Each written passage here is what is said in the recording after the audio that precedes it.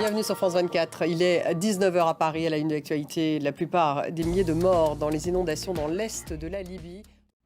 Le débat dans une dizaine de minutes consacré justement à la Libye, à Derna, où l'aide internationale commence à arriver pour secourir la population après le passage de la tempête Daniel. La catastrophe à Derna était-elle évitable? Comment l'ONU coordonne-t-elle les aides dans ce pays divisé politiquement? Voyez, question que nous poserons à nos invités. 19h10, le débat.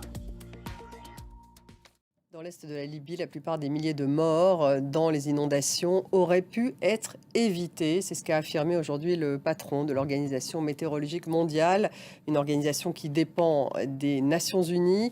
La tempête Daniel a fait 3800 morts à Derna, selon les autorités locales, et des milliers de disparus. À Derna, 30 000 personnes ont été déplacées, selon l'Organisation des migrations internationales. On fait un point avec Étienne Paponneau. Au Maroc, les secouristes intensifient leurs efforts pour venir en aide aux villages de montagne dévastés par le séisme qui a fait près de 3000 morts.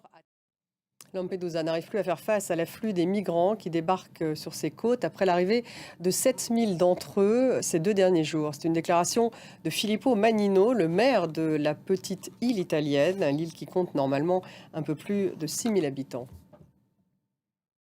La Tunisie a interdit d'entrer sur son territoire une délégation du Parlement européen, 5 membres de la Commission des Affaires étrangères.